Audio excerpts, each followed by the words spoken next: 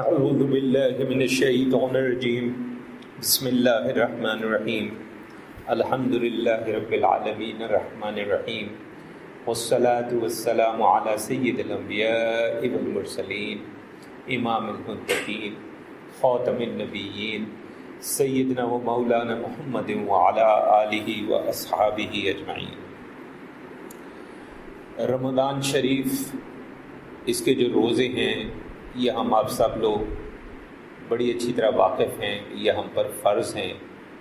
اس پہ بڑی تفصیلی گفتگو پچھلی نشست میں ہو چکی، مگر ہم آپ سب لوگ مختلف دنوں میں مختلف نفلی روزے جو ہیں وہ بھی رکھتے ہیں۔ ایک لیکن نکتہ پہلے بھی ہم کئی بار عرض کر چکے ہیں، وہ ذہن میں آپ رکھیں کہ اگر کبھی قضا روزے باقی ہوں تو پھر نفلی روزہ نہیں رکھا جا سکتا۔ ایسی صورت میں ان ایام میں، ان دنوں میں جب آپ نفلی روزہ رکھنا چاہتے ہیں، آپ اس کی نیت نفلی روزے کی یا اس جو بھی مقررہ وقت ہے اس کی نہیں کریں گے، بلکہ آپ اس کی جو نیت کریں گے وہ نیت آپ قضا روزے کی کریں گے۔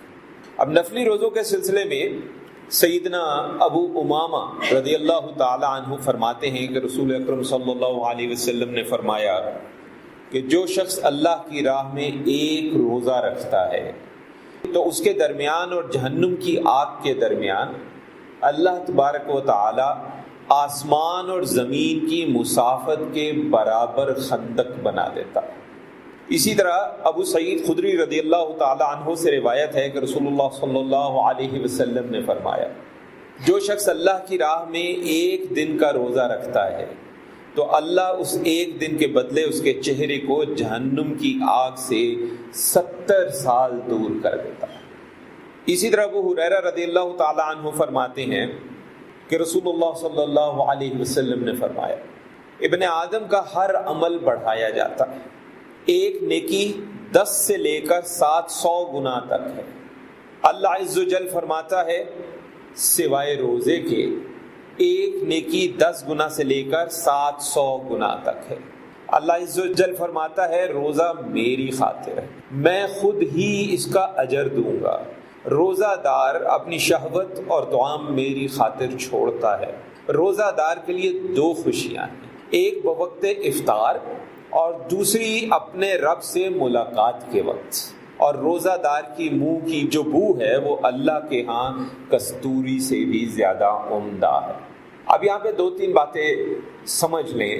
کچھ ہمارے علماء ظاہر ہے کہ ان احادیث کو رمضان شریف کے روزوں کے ساتھ جوڑتے ہیں، لیکن شارحین جو ہیں ان کا خیال یہ ہے کہ یہ صرف اور صرف رمضان شریف کے فرض روزوں کے ساتھ نہیں ہے، یہ جو فضائل ہیں یہ فضائل نفلی روزوں کے ساتھ بھی۔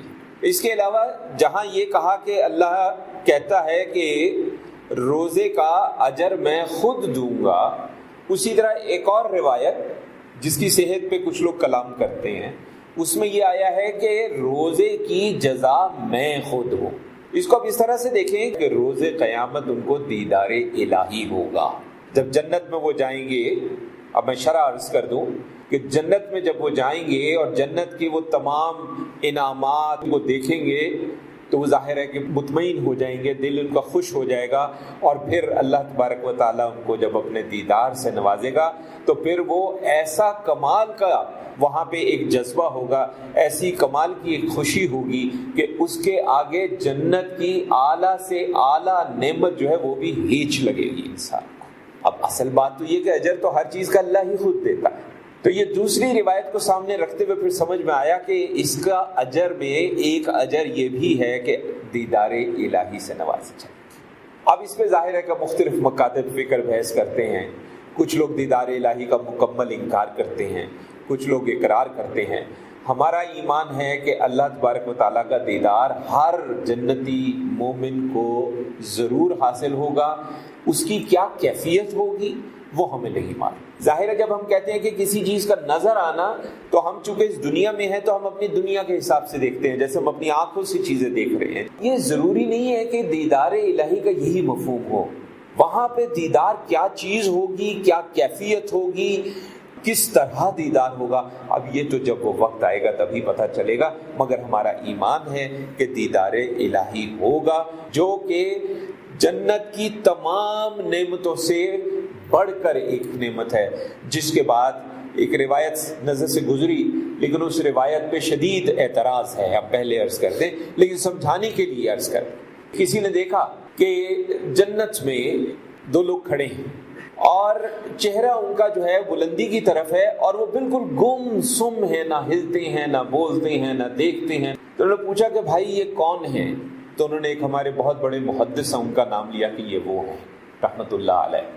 انہوں نے کہا کہ یہ اس طرح سے کیوں کھڑے ہیں؟ انہوں نے کہا اللہ کا دیدار ایسا ہے کہ اس کے بعد کسی چیز کی حاجت بھی نہیں رہ جاتی، کسی چیز کی خواہش بھی نہیں رہ جاتی، یہ اس وقت دیدار الہی میں مصروف ہے۔ ظاہر ہے اس طرح کی جو روایات ہوتی ہیں، سوائے اس کے کہ اگر حضور صلی اللہ علیہ وسلم کے زبان مبارک سے ہوں تو پھر تو وہ مستند ہیں، باقی کسی کا خواب ہو سکتا ہے، اس پہ ہم بحث نہیں کرتے، لیکن سمجھانے کے لیے یہ ایک اچھی روایت ہے کہ جب اللہ کا دیدار ہوگا تو جنت کی کوئی بھی نعمت اس کے آگے بالکل معمولی سی چھوٹی سی چیز لگے گی، کیونکہ اس جیسی نعمت کوئی ہو ہی نہیں سکتی۔ اب یہ جو ہم نفلی روزے رکھتے ہیں، ان روزوں میں جو زیادہ تر احادیث مبارکہ سے ثابت ہیں یا کہا گیا کہ ان کو رکھنا چاہیے، اس میں سب سے پہلے تو شوال کے روزے ہیں۔ شوال کے روزوں کے بارے میں حضرت ابو ایوب رضی اللہ تعالیٰ عنہ فرماتے ہیں کہ رسول اللہ صلی اللہ علیہ وسلم نے فرمایا، جس نے رمضان کے روزے رکھے اور اس کے بعد شوال کے 6 روزے رکھے تو یہ پورے زمانے کے روزے رکھنے کے برابر ہے۔ اب یہاں پہ ایک اور مسئلہ بھی ہے، ہمارے کچھ لوگ یہ کہتے ہیں، جیسے مثال کے طور پہ ہمیں ایک روایت سے پتہ چلا کہ سورہ الاخلاص پڑھی جائے تو 1/3 قرآن مجید پڑھنے کا ثواب ہے۔ ہمیں ایسے لوگوں سے ملنے کا اتفاق ہوا کہ استغفر اللہ استغفر اللہ، وہ کہتے ہیں کہ جی ہم 3 دفعہ سورہ الاخلاص پڑھ لیں گے تو ہمیں پورے قرآن مجید کو پڑھنے کا جو ثواب ہے وہ حاصل ہو جائے گا، تو ہمیں قرآن پڑھنے کی کیا ضرورت ہے؟ انا للہ و انا الیہ راجعون۔ ثواب کی جب بات ہوتی ہے اتنا ثواب ملنا اور بات ہے اور وہ عمل ہونا اور بات ہے۔ اسی طرح کہا جاتا ہے کہ سورہ الفاتحہ کو کہا جاتا ہے کہ 2 دفعہ پڑھا جائے تو 1 قرآن مجید کا ثواب حاصل ہوتا ہے۔ آج کی گفتگو میں ہم ان احادیث کی صحت پہ بات نہیں کر رہے، جس وقت قرآن مجید کے فضائل پہ ہم بات کریں گے اس کے اندر یہ ساری احادیث انشاءاللہ لے کر آئیں گے اور اس پہ گفتگو کریں گے۔ لیکن کہنے کا مطلب یہ کہ اس کا یہ مطلب نہیں ہے اسی طرح اگر فلاں عمل کرو گے تو آپ کو حج کا ثواب ہوگا، اس کا حج کا ثواب ہونا اور چیز ہے، لیکن فرض حج کی فرضیت کا مکمل ہو جانا اور چیز ہے۔ دونوں باتوں میں فرق ہے۔ مکہ مکرمہ میں نماز پڑھتے ہیں 1,00,000 نماز کا ثواب حاصل ہوتا ہے، مدینہ منورہ میں نماز پڑھتے ہیں 50,000 نماز کا ثواب حاصل ہوتا ہے۔ آپ اگر ہم وہاں جائیں اور اللہ کرم کرے ہمیں موقع ملے اور وہاں جا کے ہم 1 دن کی 5 باجماعت نمازیں پڑھیں تو 50,000 50,000 50,000 50,000 50,000 یہ ہو گئی جناب 2.5 لاکھ۔ کیا اس کا مطلب یہ ہے کہ ہم سے جتنی قضائیں ہوئی ہیں وہ معاف ہو گئی؟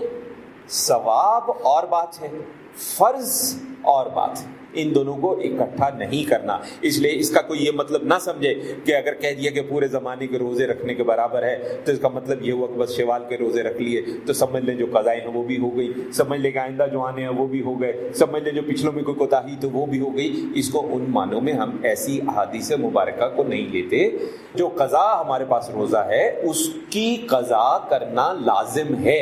اگر اس کی قضا اس انداز میں ہوتی تو اس کے لیے بڑے واضح احکامات ہوتے، تو ہمارے فقہاء نے اس کا یہ مطلب نہیں لیا اور ہم نے بھی اس کا مطلب یہ نہیں لینا۔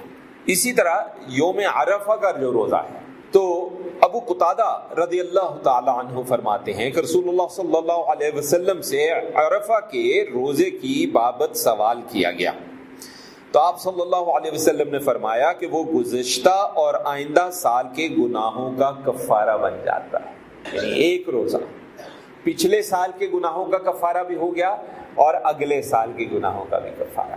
لیکن یہاں پھر وہی بات ہے، کیا اس سے گناہ کبیرہ استغفر اللہ ان کی بھی معافی ہو جائے گی؟ کیا ان سے حقوق العباد میں جو ہم سے کوتاہی ہوئی ہے اس کی بھی معافی ہو جائے گی؟ اس کو بھی سمجھنا ہے کہ معاملات کو ظاہری معنوں میں کبھی نہیں لیا جاتا۔ پھر ہر ماہ 3 روزے، ان کو ہم ایام بیض کہتے ہیں۔